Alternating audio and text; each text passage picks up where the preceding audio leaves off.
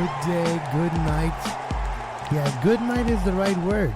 Welcome to Off the Woodworkx. I'm Kevin Laramie, and tonight, we're just going to do a quick post-game show. The Montreal Impact have wrapped up their play in the MLS Is Back group stage, the tournament, of course, in the group stage with their first points of the tournament.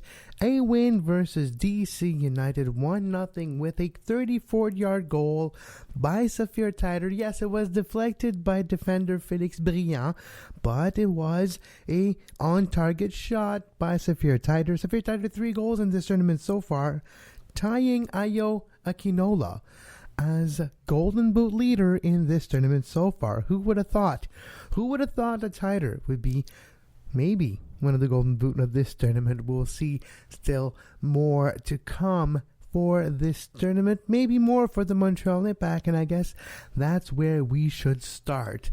Before we continue later on the show, we have the audio of the conference call of the Montreal Impact after the game with Thierry Henry, Victor Wanyama, and Clement Diop, goalkeeper Clement Diop. We'll talk about the tackle of Felipe on Victor. Of course, Felipe knows how to make friends. Of course, we know how Felipe knows how to be really a pest on the field. He is one of the most hated player by players on the field, and I have to say, off the field, he is quite a sweetheart. I had my fair share of talk with Felipe over the years, and I have to say, always a very classy and nice person, a loving, gentle person, and a very good father. And on the pitch, he's just a terrible, terrible, terrible pest.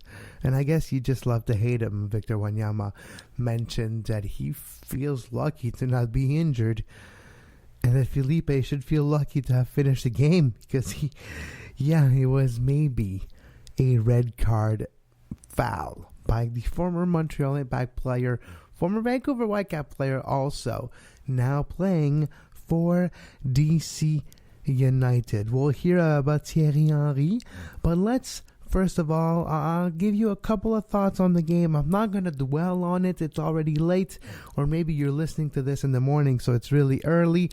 I'm not going to give you 10,000 thoughts.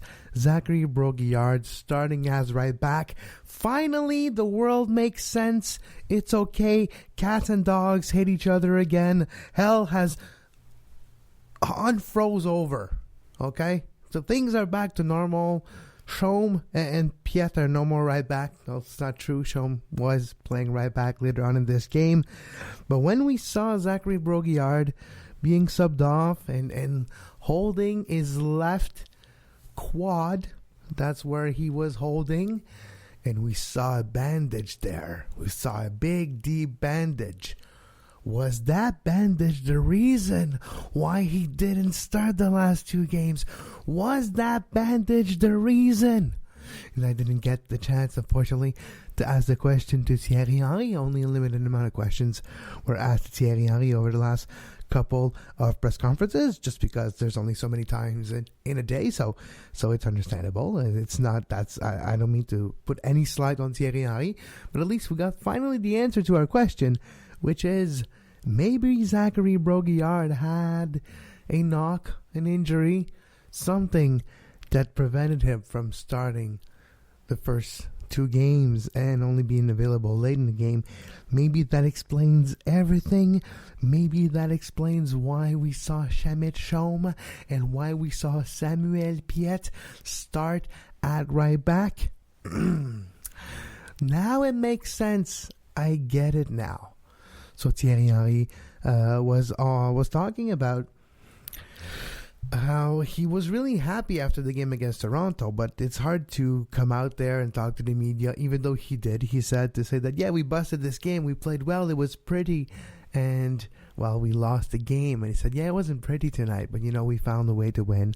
And I guess that's something that is quite interesting to hear. He has to be pragmatic, and I did talk about this on Soccer Today earlier today. If you're just listening to Off the Woodworkx, Soccer Today is our Monday to Friday show that we do with Dwayne Rollins and I. And I was saying on Off the Woodwork on Soccer Today. Sorry, this is Off the Woodwork. I was saying on Soccer Today how I feel Thierry Henry will have to be pragmatic as a soccer coach with the Montreal Impact to do what is needed to do what's needed to win, and not just to be pretty. And we heard him say exactly that today in the press conference. I thought that was a fascinating and a good way to explain for him. There's still some deception, but let's continue in the positive here. Louis Banks. Do I have to mention Louis Banks every single time? Maybe Montreal's best player on the pitch. Wanyama's going to be solid. He's a great pickup. It's going to be amazing all season long. Kyoto. I really dig Kyoto as a player. The way it's no nonsense, goes at you, is ready to just be effective and not necessarily think too much. And I like that. To me, it's not going to be clear the way I'm going to express this, but he's a reactive player. He's not like your thinking player. He just plays. He's not going to stop and think about, why is the world round? Why is planet Earth a globe spinning on itself around the sun? And why am I running on that globe that is spinning around the sun? Why am I running on a piece of grass after another globe? Like, he's not going to think like that. He's going to run by you and try to score. And that's what I kind of love. Am I making fun of Nacho Piatti here? I guess I am. You know what? I guess I am. I guess we have to say, what has he won? What has Nacho Piatti won with the Montreal Impact? It was close. One Eastern Conference final. CONCACAF Champions League final. True. It's very close. But at the end of the day, no one remembers second. At the end of the day, close is not good enough. And maybe what is needed for Montreal to win something, I'm not saying Montreal's going to win anything. That's not what I'm saying at all. If Montreal wins something, is maybe the Canadian Championship later this year, if that exists. Or we'll see if maybe the CONCACAF Champions League will be back with some clubs that won't even exist anymore and you get to buy or something. I don't know. But what I'm saying is I dig Kyoto. I like how Kyoto just goes forward. Goes backwards and sideways too. But figuratively speaking, in a figurative speech, he goes forward. And that is fun to see. So Kyoto, really enjoy his play, really enjoy Louis Banks. And of course, today, another player that was massive was Victor Wanyama. Safir Taidar has played solid. And that's another positive for the Montreal Impact. Solid being low-key, not overdoing it.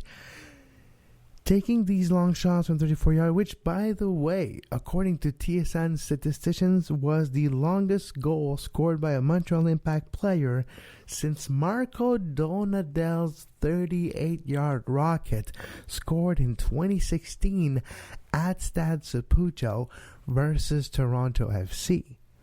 Remember that game? That was one heck of a day. One heck of a goal by Marco Donadel. Long time no see, Marco. Hope you're doing well in Firenze, in Italy, with your restaurant. Hopefully, your restaurant is still going at this point. And, always had a lot of time for Marco Donadel also. But I thought that was an interesting tidbit of information. So just before we continue and we hear the post-game comments of, the conference of the Montreal Impact, and we say goodbye for today, I do want to take a second and look at Boyan's play. Yeah, Boyan coming against Toronto and playing against New England was not that great. I was quite disappointed. And for part of the game today, I was thinking the same thing. I was thinking, Boyan, what's happening? What's his goal? And then I started to look at him in a different way when he was not used as much on the periphery of the midfield, because he was trying to drift and trying to find space in the first 20-something minutes of this game. And I thought that was useless, to be quite honest. I'm like, he's not bringing anything, and he gets the ball and he just moves around, but he doesn't create any space because the same defenders and opponents and even teammates are just the same distance from him. They don't move. There's no movement. He can't just move alone with the ball and expecting things to change and nothing changes and then not reacting, losing possession. That's not worthy.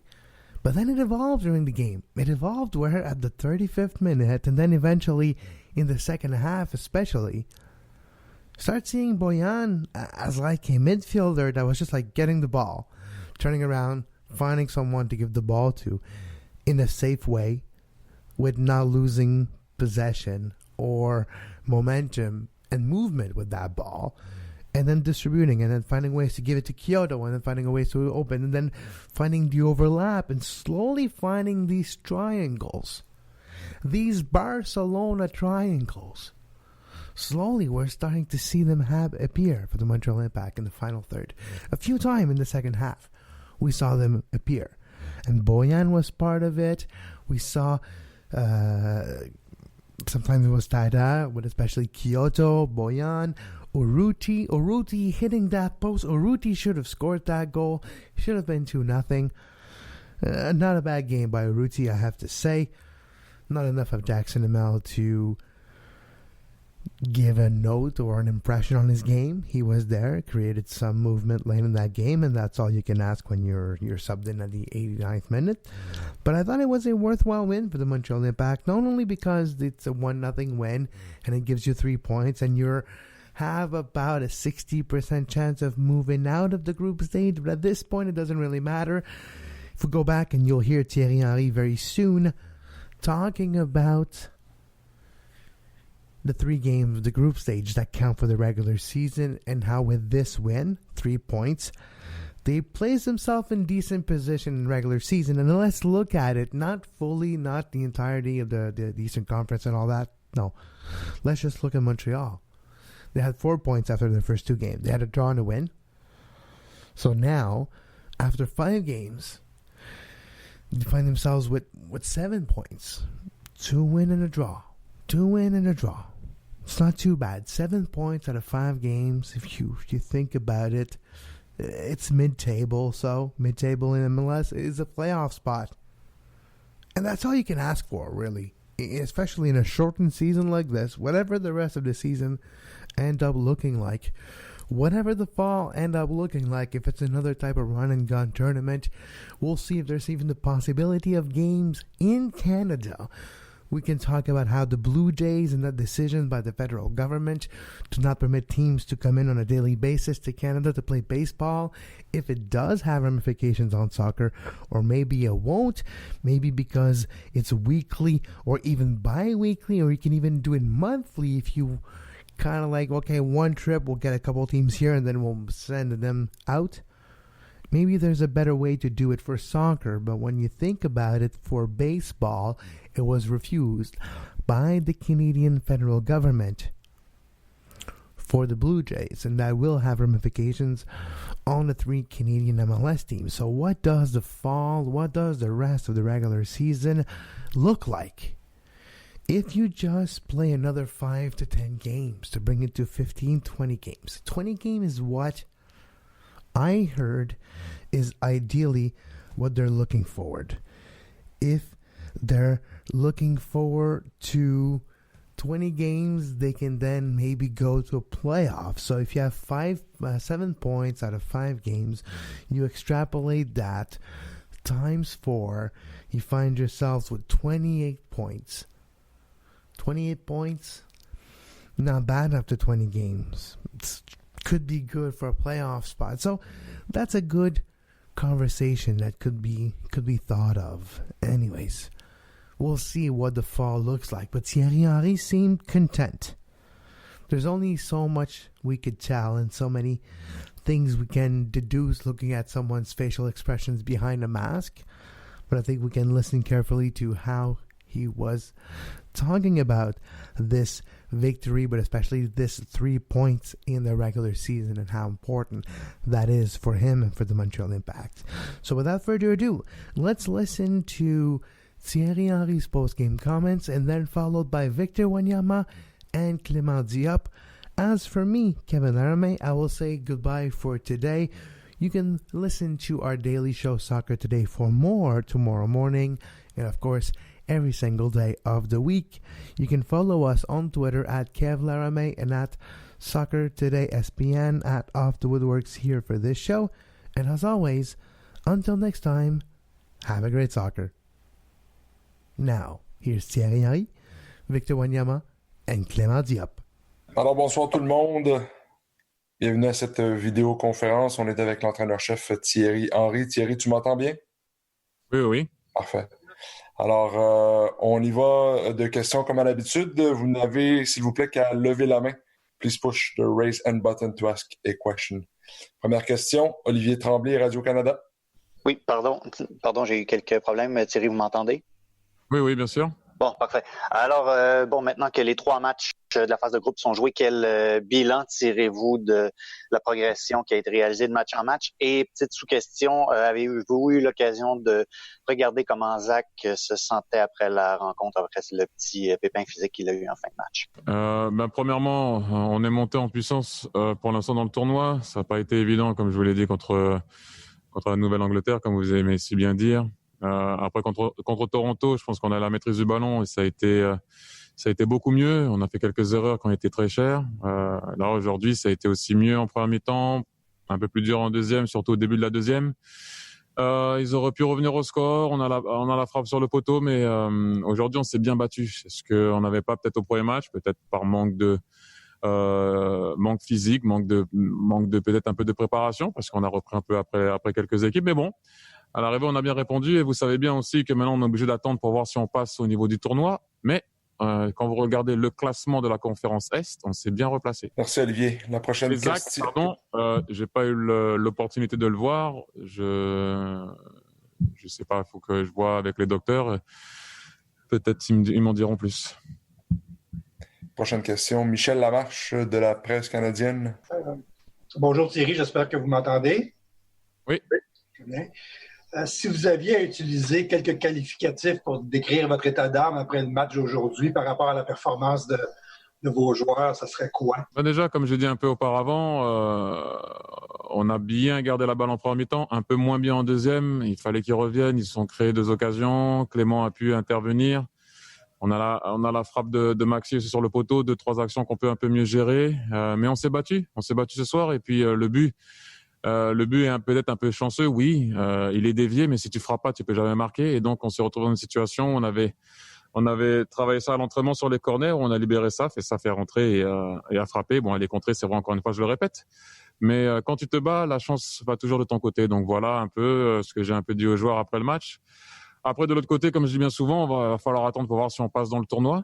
Mais c'était aussi important de se replacer au niveau du championnat et on s'est replacé. Jérémy Filosa, 98.5. Oui, bonsoir, coach.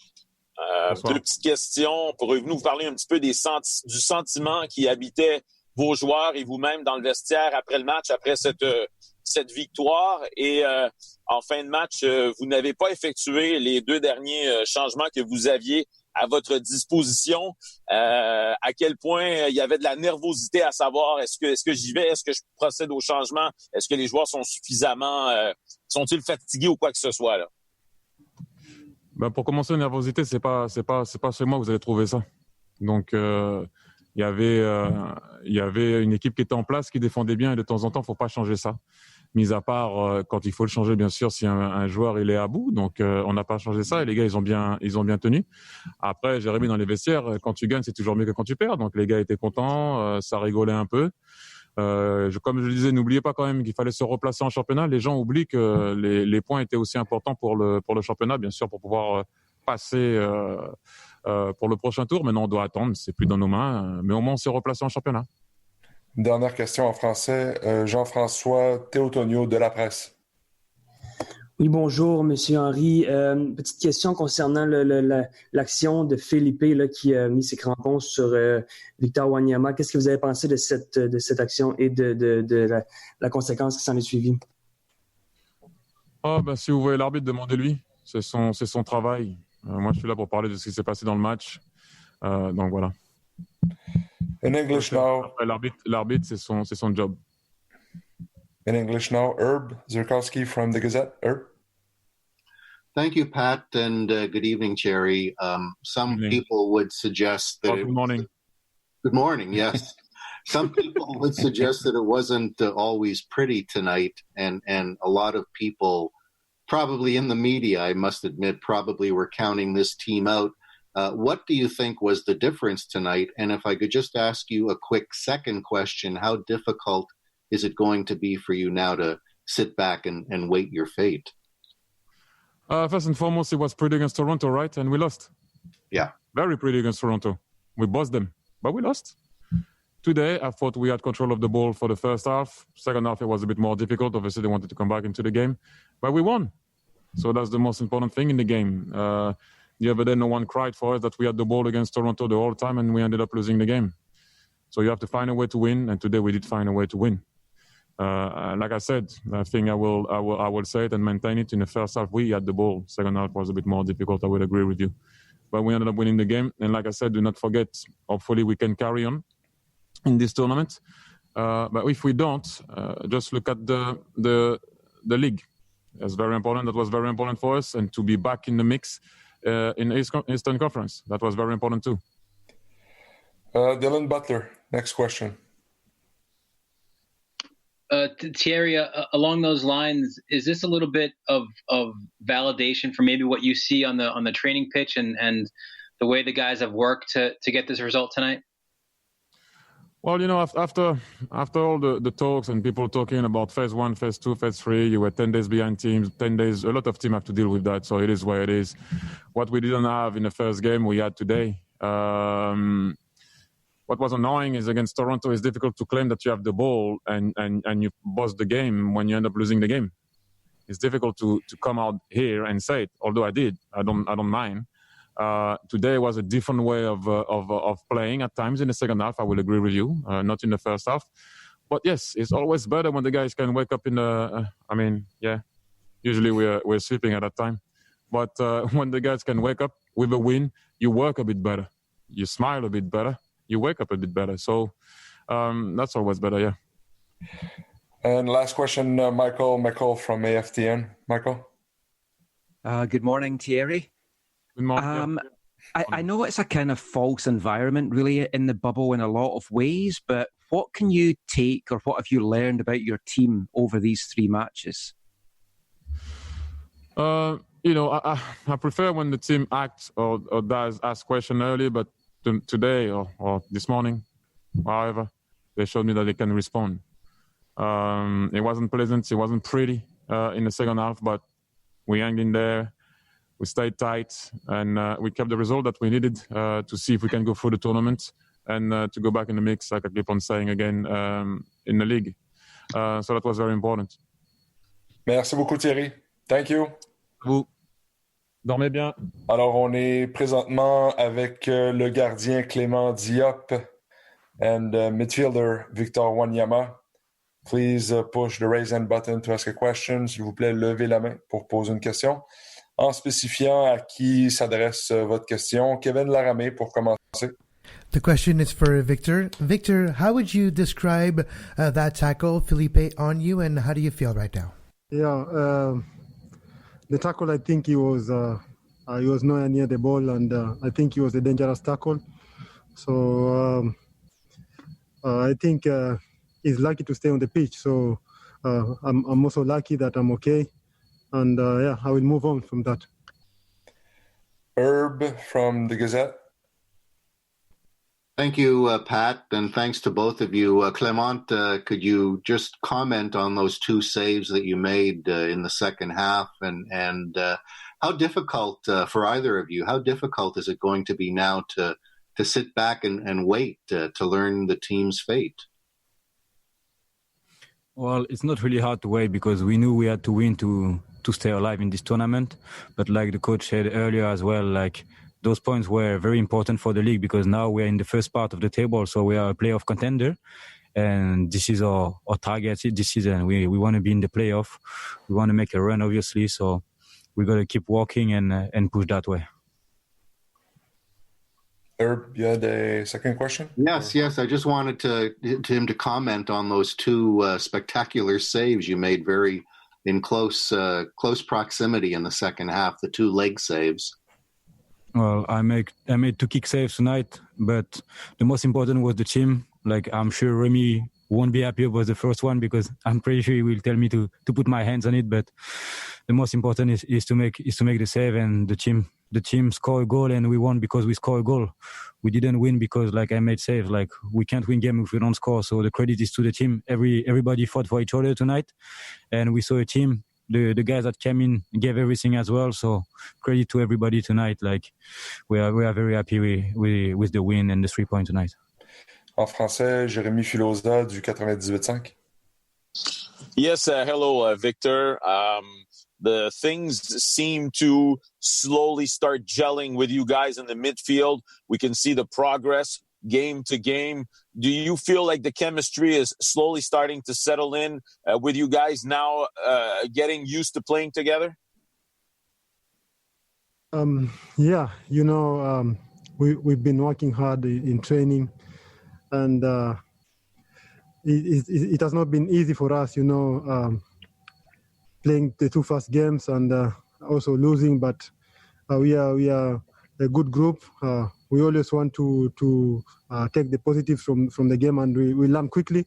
So I feel like we have started gelling well as a team, and also like defending well as a unit, playing as a team, and that's it. That's what we needed, and hopefully now we can build the momentum and we keep it going. Jérémy, as-tu une question en français pour Clément? Oui, absolument. Clément, on t'a vu à la fin du match, lorsque le coup de sifflet final s'est fait entendre. Tu étais agenouillé au sol, les 2 poings brandis en l'air. Parle-nous de la satisfaction de sortir de là avec cette victoire et maintenant d'avoir une possibilité d'avancer dans le tournoi. Comme j'ai dit avant, on avait vraiment à cœur de prendre les 3 points ce soir, que ce soit pour le tournoi ou pour le classement dans la Ligue. Et ça a été chose faite, et c'était vraiment un soulagement parce que on sait que contre New England, on est passé à côté de notre match. On a bien joué contre Toronto, mais malheureusement, on a fait des erreurs et on n'a pas pu prendre les 3 points. Ce soir, c'est vrai que tout n'a pas été parfait, mais c'était vraiment un soulagement de pouvoir apporter 3 points au club parce que on a travaillé énormément pour ça et tout le monde bosse tous les jours fort, et voilà, c'est un soulagement de prendre les 3 points aujourd'hui. Jean-François de la presse maintenant. Ton micro est ouvert. Salut Clément. Comment on se sent après les 4 buts encaissés contre Toronto et maintenant une clean sheet ce soir? Comment on se sent en tant que gardien? Comment vous pensez qu'on se sent quand on prend 4 buts quand on est gardien? On n'est jamais content quand on prend 4 buts quand on est gardien. Voilà, moi, je suis quelqu'un que quand je prends 4 buts, j'ai honte parce que c'est moi qui les prends, c'est personne d'autre. Donc voilà, quand on prend des buts, c'est sur moi, voilà, et même si on est en équipe, moi je les prends pour moi, c'est personnel.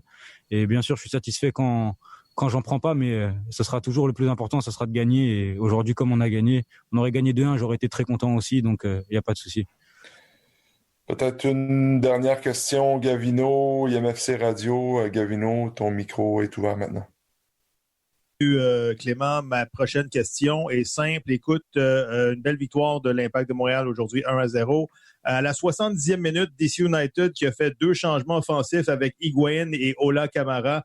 Est-ce que tu as dit quelque chose de différent à ta brigade défensive lorsque tu as vu ces 2 joueurs-là offensifs arriver sur le terrain? Non, que ce soit Higuaín ou Ola, ce sont 2 très bons joueurs. On le sait, on était préparés pour eux. Mais on a des bons défenseurs, on a des défenseurs avec de l'expérience. Je pense qu'ils ont vu des grands joueurs dans leur carrière également. Ils ont vu de très bons joueurs, donc ils étaient préparés, que ce soit pour Ola Kamara ou Higuaín, et je pense qu'ils les ont bien contenus ce soir. Thank you guys, thank you Victor, merci Clément, merci tout le monde d'avoir été là, merci, thank you, et bonne nuit.